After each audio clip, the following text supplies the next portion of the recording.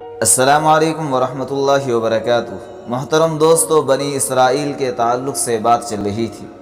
جب فرعون اور اس کی قوم کی تباہی کے بعد حضرت موسیٰ علیہ السلام اور بنی اسرائیل نے بحر کلثم پار کر لیا تو اللہ نے اپنے وطن فلسطین جانے کا حکم دیا، جن پر قوم عمالقہ نے قبضہ کر لیا تھا، مگر بنی اسرائیل قوم عمالقہ کی جنگی قوت اور طاقت کی وجہ سے ان سے مقابلہ کرنے کی ہمت نہ کر سکی۔ اس بزدلی پر اللہ نے 40 سال تک میدان تیہ میں بھٹکتے رہنے کی سزا دی، جو کوہ طور کے شمال میں اور صحرائے سینا کے جنوب میں واقع ہے۔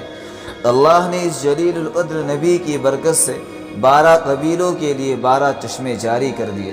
سخت گرمی سے بچنے کے لیے بادل کا سایہ اور کھانے کے لیے منہ اور سلوہ نازل فرمایا، مگر بنی اسرائیل ناشکری کرنے لگے اور منہ سلوہ جیسی نعمتوں کو چھوڑ کر ساگ سبزیوں کا مطالبہ کرنے لگے۔ پھر جب ان کے مطالبے پر حضرت موسیٰ علیہ السلام توریت لینے کے لیے کوہ طور پر گئے تو ان لوگوں نے بچھڑے کو معبود بنا کر اس کی پوجا کرنی شروع کر دی۔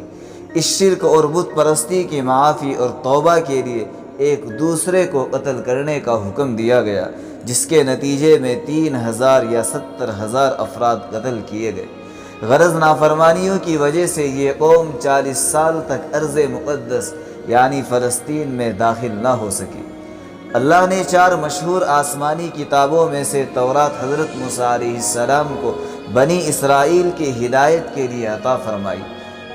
ان کی قوم نے اس پر عمل نہ کرنے کے لیے حیلے بازی بہانے شروع کر دیے، کبھی طور پر اللہ سے بات کرنے کی فرمائش کی تو کبھی رب کو دیکھنے کے بعد تورات پر عمل کرنے کا وعدہ کیا، لیکن یہ قوم کوہ طور پر اللہ کا حکم سننے کے بعد بھی حضرت موسیٰ علیہ السلام اور تورات پر ایمان نہیں لائی۔